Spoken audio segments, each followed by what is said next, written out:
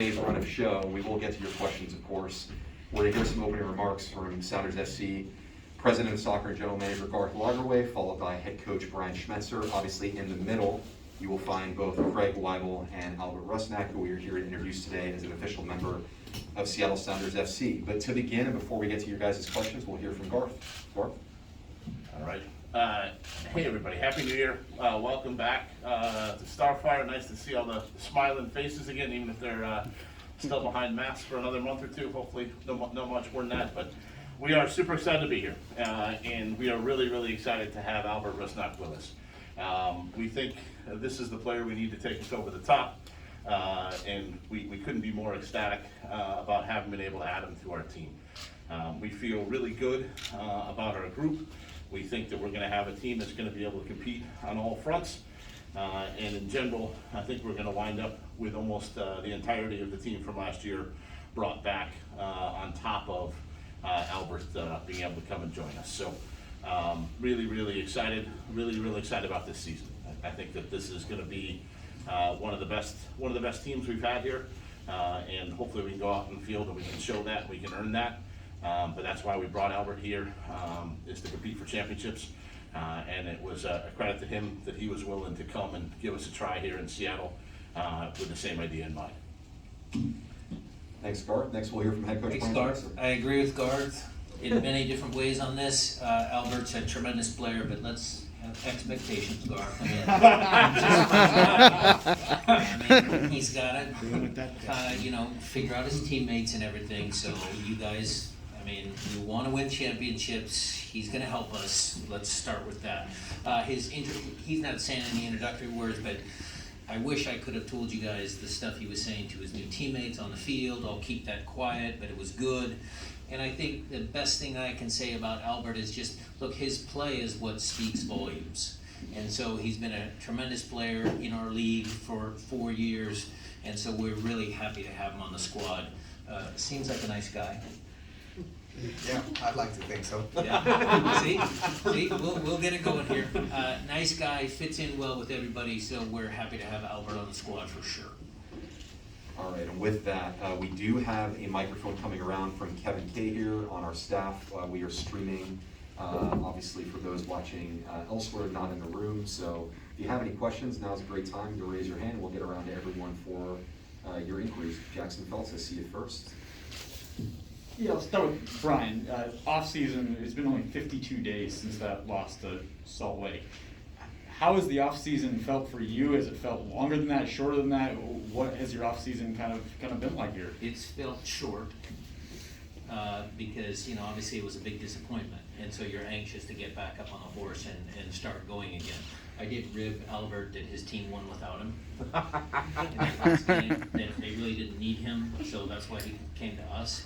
But we've been anxious to get after it. It showed on the field today. Albert and his new teammates, they were all excited to be back out on the grass, and it was a great day in Seattle. I know we had a ton of terrible weather, so it was a great day today. Nico Marino. Kev, I'm going to bring the mic over right in front row. A question for Albert. You are coming from being a starter in Salt Lake for a long time. There's players here who have they're not stars, but they're also leaders. How do you approach that in wanting to perform, but also kind of allowing certain players to also take lead? Yeah, well, I believe every player is a leader in a different way, and so am I. So I'll be an addition to many leaders that this team already has. And I may not be the most vocal guy, but as coach said, I try to lead by how I train and how I play. And then that stays the same, and that will not change for this season. Maz. The elephant in the room, Brian, what formation are you going to play? No, seriously, just to that vein, just in terms of, you only have 4 weeks before the first game, and so the balance of players getting up to speed, if and when, tactics, what's that schedule looking like? Well, unfortunately, because of COVID, because of green cards, because of international duties, a lot of players aren't here that would be influential in how we set up the team. So what we're trying to do with Albert and the rest of the group now is get a good fitness base in these first couple of weeks, and then we'll work on the tactics when everybody starts coming back. We do have some ideas. Certainly last year with 3 center backs that worked well.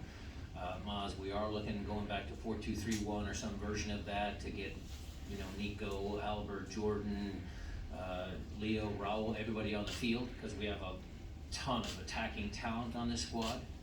So that'll be a work in progress. If it doesn't quite get done in preseason, what I would tell you is, look, last year we started the season 13 games. I'd rather have a 13-game winning streak at the end of the next year. So let's leave it at that. Thanks. Next, I saw Jose Moreno.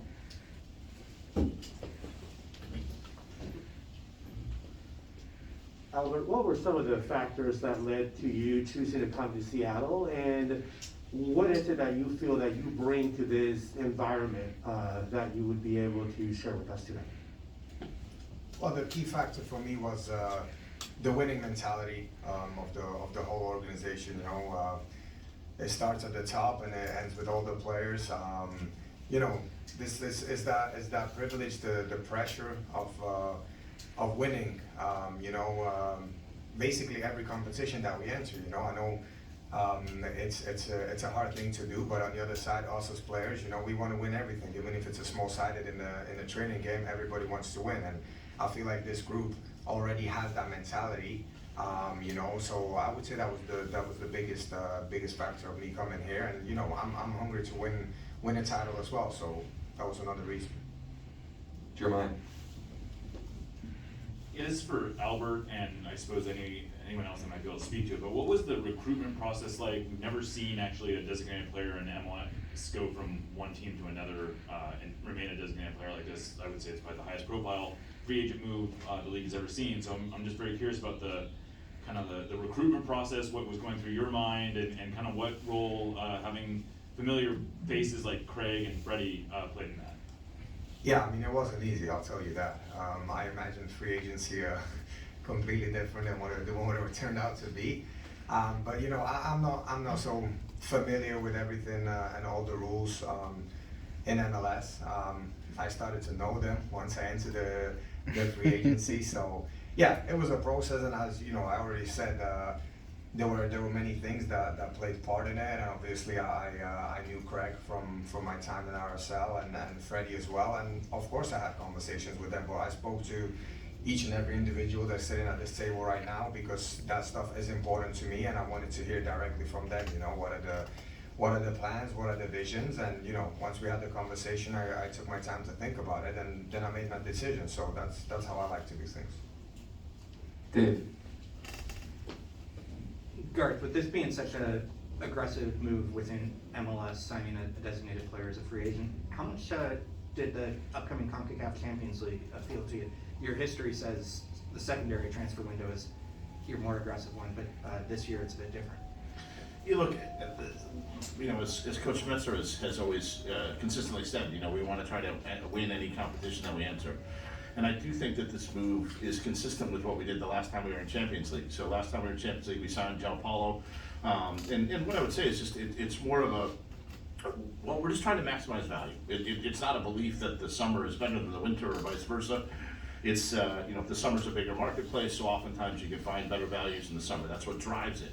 But if you're playing in Champions League, then you're gonna look at this and say, hey, if you can get a value in the winter, then that's preferable to that value in the summer. And so we believe that we got that with JP. We believe that we got it again with Albert Rusnak.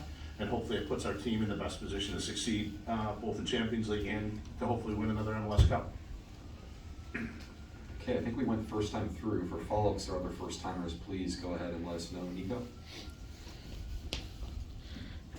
Brian, looking into CONCACAF Champions League, last time you were there, the coaching staff decided to do it in Mexico and kind of train there. Is that something that you might try to do again, or what did you learn from that experience in preparation to this CCL? We will be traveling from our second phase of preseason directly to Honduras. I think the travel time, it'd be foolish if you're training in the sun down south to fly back north, to fly back south again. So we're going to try and be efficient with our travel schedule. And, you know, we will learn from our last experience that, you know, you gotta close games out, because I think that's what happened in the last tournament. And we'll try and, you know, be better. Melissa? This question's for Albert. Just joining such a veteran group, obviously, Garth mentioned that you guys are bringing a lot of people back. What does it feel like for you to be walking into that kind of situation where you have a lot of experienced players? And then also, what have your first conversations been like? Obviously, the ones that were keeping quiet, keep quiet for sure, but just kind of how have they welcomed you? Yeah, well, I mean, you know, it's not my first year in the league, and I've been here 5 years, so I also have the experience that I'm bringing to the team. But as you said, it is a very experienced team. There's a lot of players that have won an MLS Cup.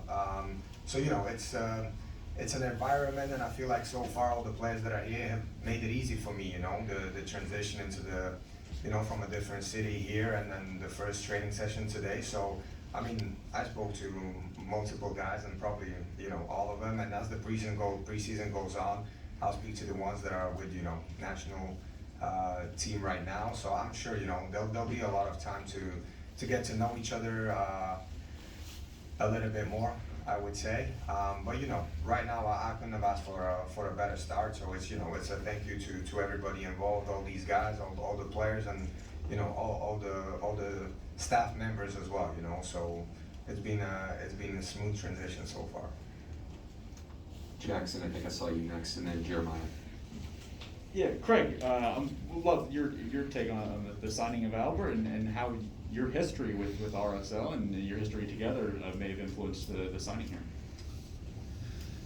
Well, it influences it because I'm really familiar with the player. When you go into a scouting process, obviously, the more you can find out, the better. So with 5 years, obviously, in league, it wasn't hard for everyone to know exactly what we felt Albert could bring to the table. So that, in terms of scouting, that made it a heck of a lot easier when everyone in the room knows exactly who you're talking about. And it was a matter of just going through the fit in terms of when I talked to Brian and the staff about who they wanted walking in their locker room in terms of personality, in terms of team, in terms of environment, and how they treat it, in terms of professionalism. And Albert ticks a lot of those boxes, you know, and it's nice to not have to guess.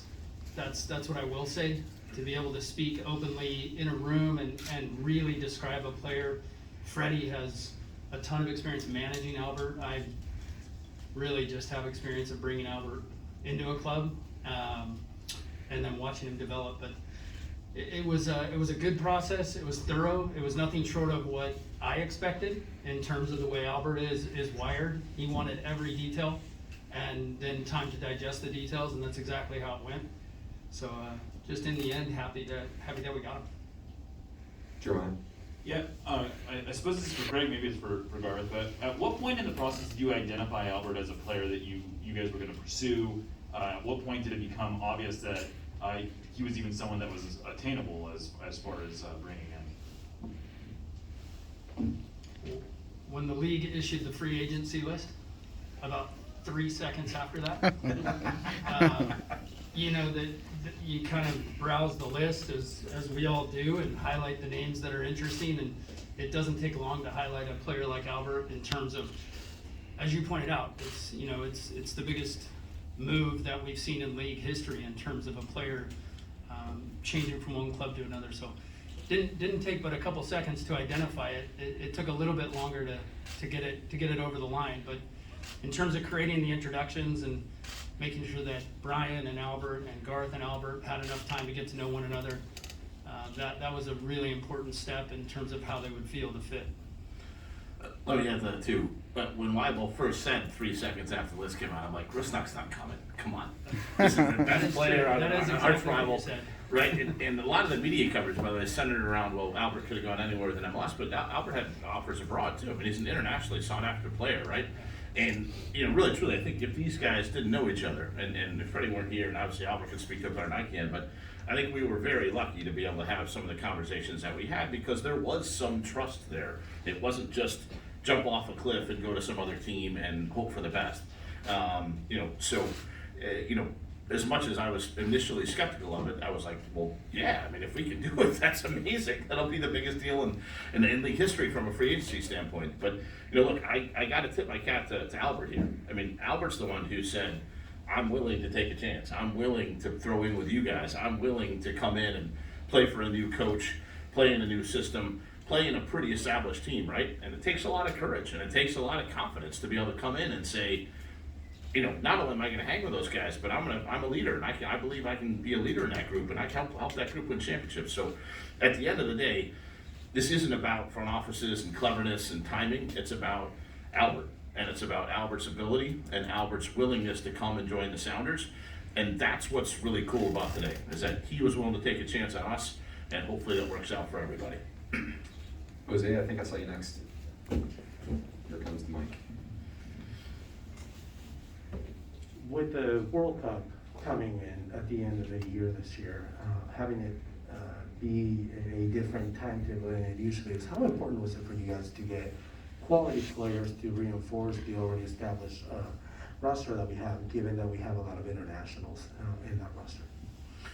Look, I think we've had a lot of internationals for a while, Jose. You know, like that's a byproduct of having a good team, and you know, I think, you know, as Coach Schmetzer said, I think we're going to have, you know, more than half a dozen, maybe as many as 10 guys get called in again, and that just is what it is. And look, some of that's too a reflection, I think, of where the league's going. You know, as we start to get excited, you know, the day after this World Cup ends this year starts the run-up to the American and Mexican and Canadian World Cup in 2026.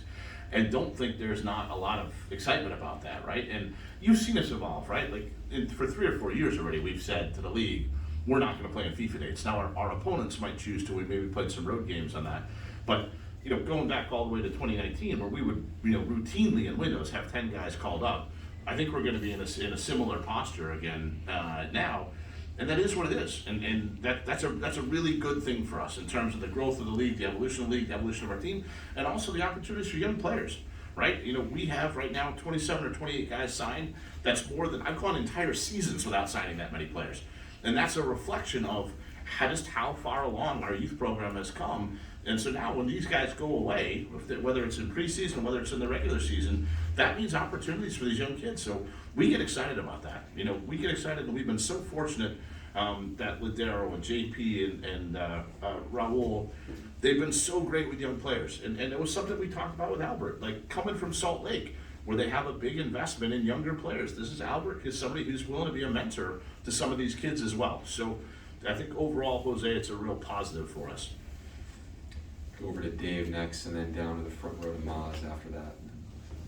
Albert, we've gone over all the soccer reasons and kind of the financials and the MLS rules, but who do you lean on for the Seattle lifestyle? You've moved now to Puget Sound. Who's going to be your connection? Who do you ask for recommendations? What to do, what part of town to live in, all those kinds of things? Well, I've already gone through that. I've already had multiple conversations about that as well, and that's, you know, that's something also important to me, you know, knowing beforehand and then looking beforehand. So once I get here, like I got here a couple of days ago, it can be all about soccer, because that is ultimately the most important thing, and then that's the reason why I came here. So, you know, to answer your questions, I've already gone through all the stuff off the field about where to live and which areas are nice and this and that, and school for children and so on and so on. You know, the list is very long. So that's all been taken care of. And you know, I can't point out one person who was the one that helped me out, because there were multiple people, you know, that were willing to help me in these decisions, and then give me the information about the city and about everything that I wanted to know, you know. So I can't really point out one person, because there were multiple people involved who helped me. Go ahead, Maz. Thanks. Yeah. So Albert, check, Sounders, great organization, great coaching, you know, all of that stuff. People that you're familiar with, great city. Let's go back to what trait, back on the pitch, what trait is it about the Sounders that made you say, you know what, they do this, and I don't necessarily mean the formations, but when you played against them and you saw them, what was that trait as a player that you said, you know what, I want to be part of that organization? Well, all the away games, you know, the fans. I mean, there's a lot of fans that come to the Sounders game, and then they're very loud. And I remember each and every game that we played here, it was always tough, you know. Yes, secondly, I mean, the players, you know, as Garth says, there's a big number of players that are international players, you know. Another thing, I've been here 5 years, and I believe 3 times Sounders won the MLS Cup. So I do remember my first year in 2017 and 2018 and 2019. So I do remember who won the MLS Cup and who made it consistently, not just in the playoffs, but in a deeper runs in playoffs and ultimately into the MLS Cup. And Sounders are that team again. So, back to my point, the winning mentality and wanting to win the competitions you enter. As coach said, it is a very difficult thing to win multiple competitions, even just one. It's a tough thing to do, but this is what we want as players, and this is what I want, is to have a real chance. And I believe here, that chance is definitely on the table. So, my job right now will be to help the group and ultimately the whole organization to reach the goals that we have set for us, or we will set for us before the season officially starts. Thank you. Take our last few before the jersey presentation photo opportunity. I believe Nico Moreno is next, and if there are any remaining questions from there, just let us know. Nico. I'll ask Albert, and then a really brief one just to Brian. Albert, you hear all of this spectacle about your move here and, being the biggest transfer domestically, and you're a top player coming into a team that's been fighting for a cup time after time. How much pressure is it on you, and how do you deal with that pressure here in Seattle? And then briefly after that, Brian, if you could just talk about, I happened to see, I thought I saw Eddie Rose out there today. I was just wondering if you could just elaborate on that. Thank you. You want to go first? I'll let you in. What I would say to the couple of questions before, when you add Albert to the mix, it gives renewed energy, good vibes for all the other senior players. It's good because of his stature and his wanting to win. It gets everybody energized, so that's always a good sign. Andy Rose will be joining the staff as an assistant, so that's big news. It energizes old guys like me, young guy coming in, hungry, a bunch of new ideas, so that's always good. But, it's Albert's day. I'm sure you guys can talk about Andy.